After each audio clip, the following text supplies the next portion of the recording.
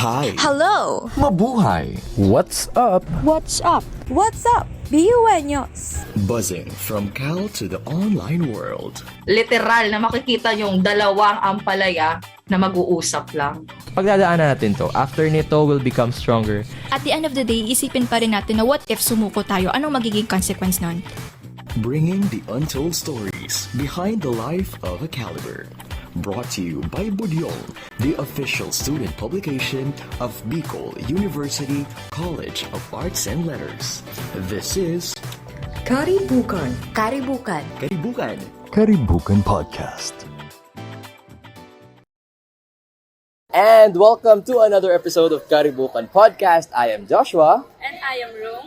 And kami ang makaka-marites-ka-chika ninyo for this week's episode na ang pag-uusapan natin ay Fashion fears. ngayon, ako honestly, di ko rin to alam. So, Jeremy, ano ba talaga ang fashion fears? Fashion fears is, depende actually siya sa tao. Pero, basically, siguro, I guess, ang pinaka-definition niya is, ang fashion fears is something that you are terrified of when it comes to the subject of fashion. Not necessarily like phobia or anything, but for example, sa akin, ang specific view about fashion fears is that I am scared of wearing specific clothes kasi baka hindi bagay or maybe I am underdressed or overdressed. Kaya I tend to just try and minimalize yung kung anong susuotin ko kasi kahit hindi ko siya style, yun yung fashion fear ko. And it depends really sa mga tao, depende sa fashion fear nila. Own personal taste, in other words. Ikaw ba personally, ano yung fashion fear mo talagang kinakatakutan mo? Ayun. Like specifics. Yung fashion fear ko talaga is, it has something to do rin with the size. Kasi while I do want to venture sa feminine and masculine na styles, minsan nalilimit ako sa medyo neutral or sa more masculine na clothing. Uso pa naman ngayon mga neutral na mga aesthetics. Oo, yung mga androgynous baga. Pero Yes. kasi, there are times na gusto ko rin mag-feminine clothing, pero ang naiisip ko is, baka hindi bagay sa akin kasi I'm not, yung typical na tinatawag na slim na body type. Na usually, yung mga clothes that I see na maganda and yung mga pang-aesthetic nga, would fit yung mga slimmer girls. Kaya ayun, yun talaga yung main fashion fear ko. Yung parang when you're trying, pinaka-fashion fear mo in other words would be like fit clothes, di ba? But actually, we have the same fashion fear ni Jeremy because growing up, I was not always like, actually, it was better na to actually compared to a few years back. But that's also one of my fashion fears. Yung magsusuot ka ng fit. And although the color looks good on you, pero your curves are not in the right places. Di ba? Kaya yung kapag titingnan mo lang baga sa mirror, it looks good sana. Kaso you only see are the flaws. Correct. Yung parang gusto ko sana suotin, but yung stripes nakaka-highlight ng aking bump, ganun. Pero the thing is, as I grew older, I started venturing out into other things that I could possibly wear. And finally, nakapagsusot ako ng stripes na horizontal.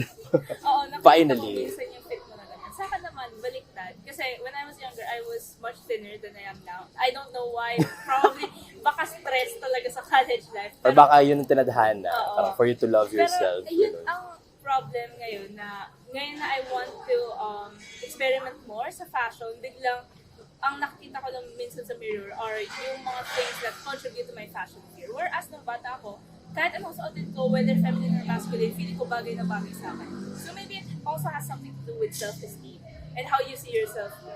Yes. Pero the thing is, kung bata ka pa, wala kang pake sa mundo. Yun rin. Wala kang pake sa mundo. Like, wala kang pake kung madumihan yung uniform mo, wala kang pake kung naka-orange siya, naka-brown ka, wala yan. Kasi pag bata ka, nagdadamit sa'yo, parents mo, di ba? Nagdadamit sa'yo, anak, you wear this. Like, naka-ready na, suotin mo na lang.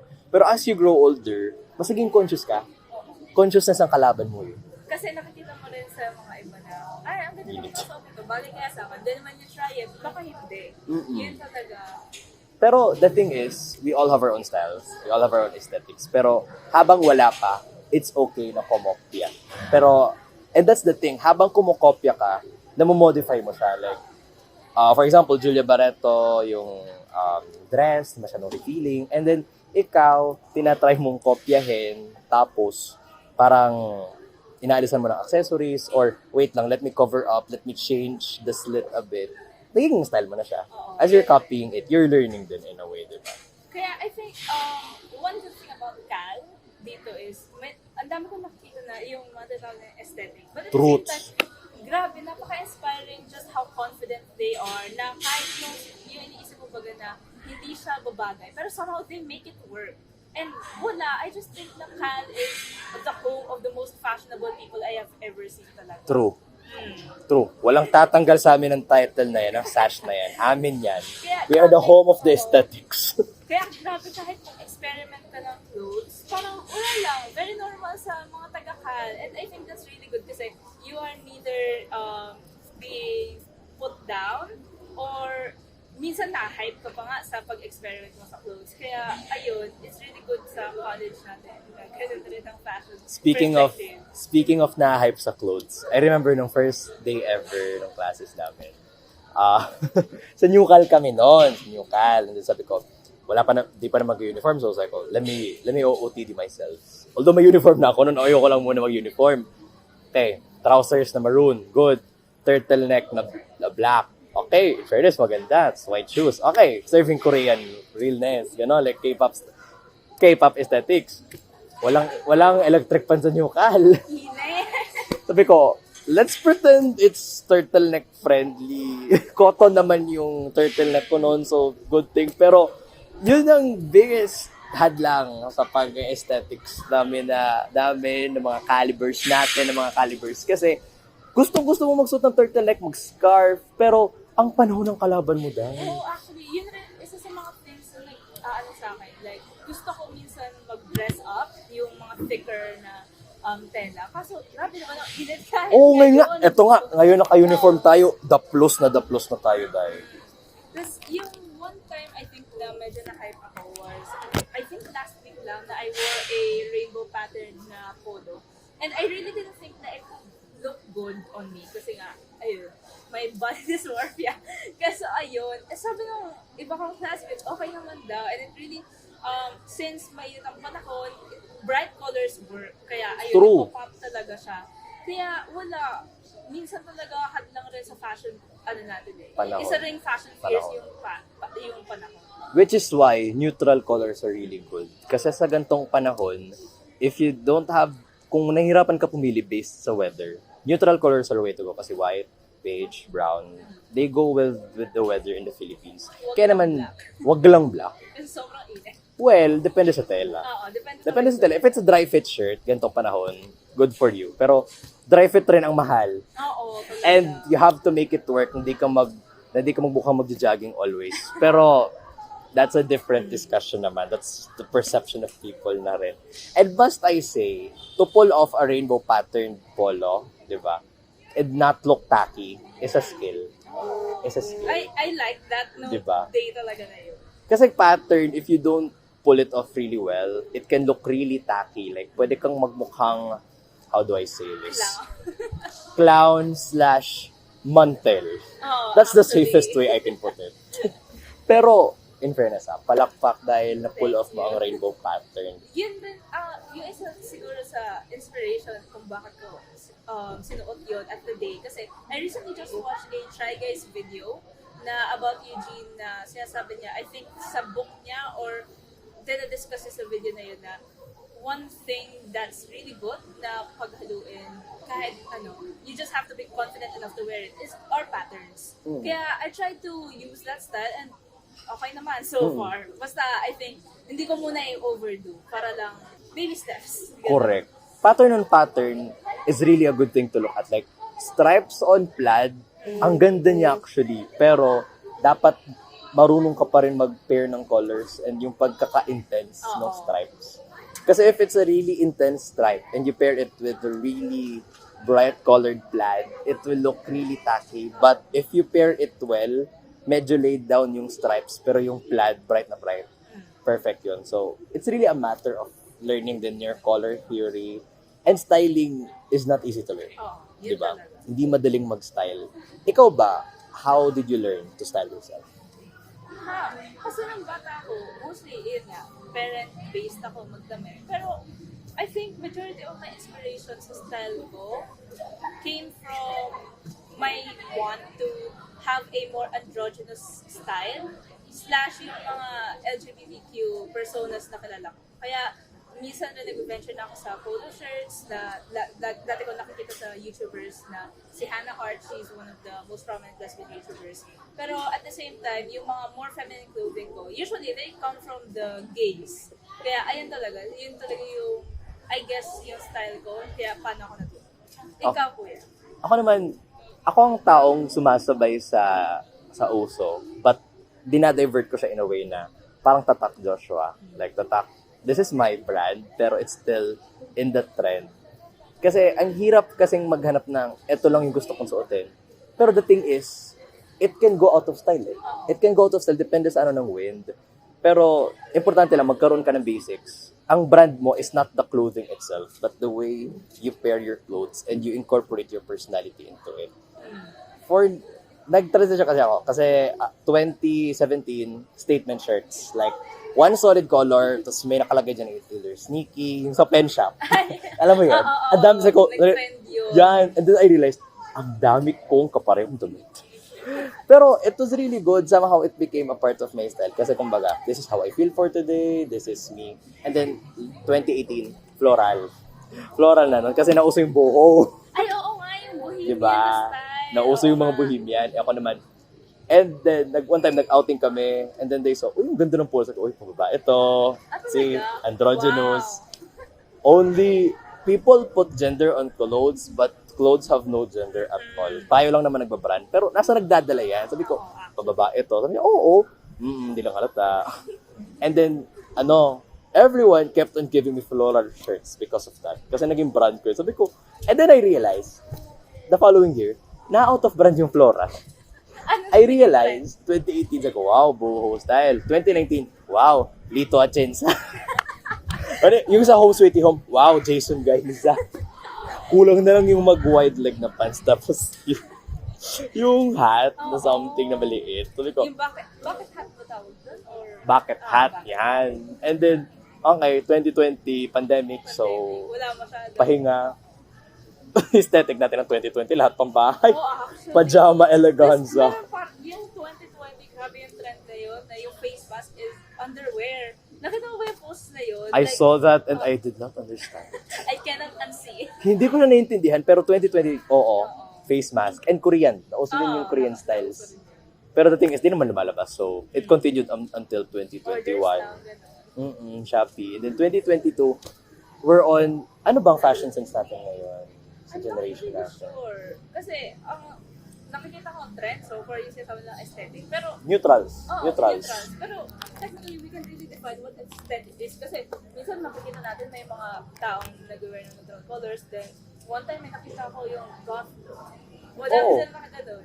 Para, the thing is, 2022 is bold.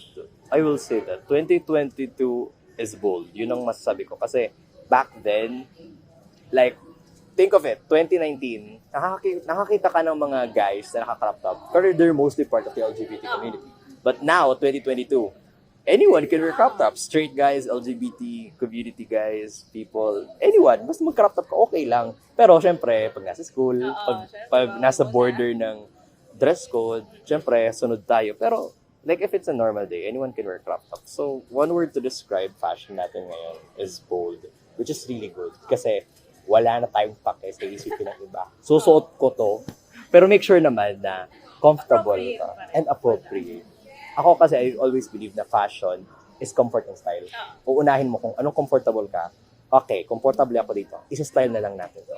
Add accessories, add a pullover, add a hat, add shades, add glasses, shoes na white or shoes na red. Bahala kayo dyan. What's important is comfortable. Pero kuya, ano pala, since sabi mo nga, 2022, ang fashion style is bold.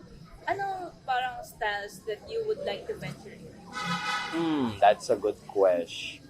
I would like, kung kaya lang sana ng panahon dito sa Pilipinas, I would like to venture in yung mga 1960s. Like ascot wearing, high waist. Tito at heart kasi ako. I'm a tito at heart. Mga playlist ko niyan, mga Bee Gees. Mga taga-Bee Gees sila. Yeah, ganyan. Pero hindi, pinagkaiba niyan kasi, mga BGC guys, like stereotypical social construct natin, naka-polo shirt, tapos naka-gold watch, may ano. they look so rich. They look so rich. Ako naman, I'm really venturing into classic styles like, hindi naman square pants, pero like slacks or trousers, and then balat na sapatos, and then I'm really into ascots. Gusto ko siya i-venture in. I really want to venture into ascot. I bought 3 ascots. In fairness, napulove ko naman, nasuot ko naman siya, but gusto ko siya sanang i-pursue if hindi lang sa panahon sa Pilipinas. Sobrang init. Pero pwede naman magde-December na, bare months na, kaya naman. Pero the thing is, ascots are so summer to look at. Like mag-ascot ka, summer. Pero pag scarf na mahaba, Baguio.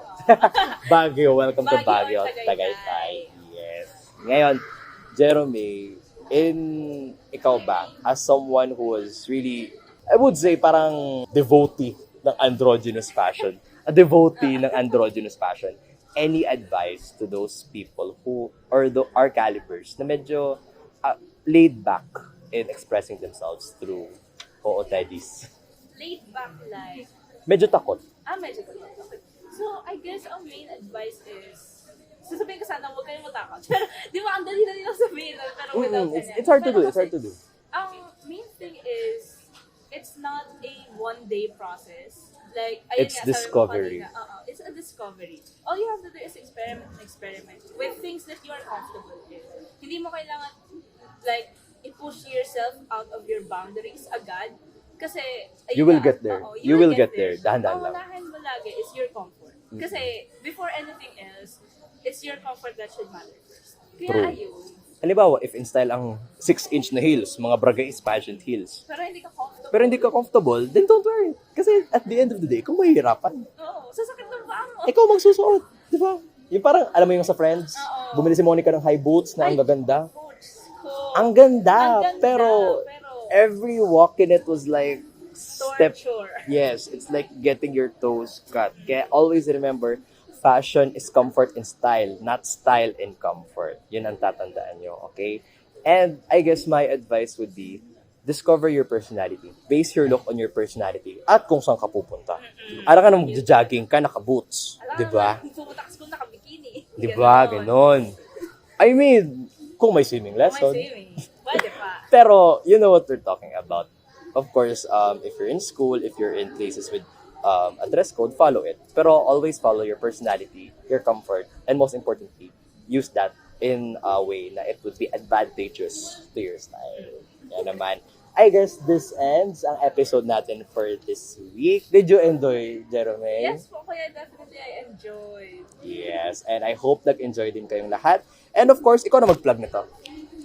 Kung gusto niyo po mas maging fashionable, buy Budyong Sana All Literary Folio 150. Yes, available sa 4th floor ng Old Cal Building, 4th floor sa Budyong office. Please avail and enjoy our pieces. May memory man lang kayo sa Cal. And that's it. O, diba nag-shades na ako? Aesthetic ko to. This is my personal brand kasi ang init sa Pilipinas. And that has been this week's episode of KariBUkan entitled Fashion Fears. Once again, I am Josh. And I am Rome. See you next time. Bye! That was this week's episode of KariBUkan Podcast.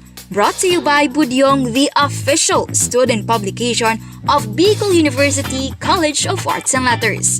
Follow our official social media pages on Facebook, Twitter, Instagram, Spotify, and TikTok for the latest updates in and out of Bicol University.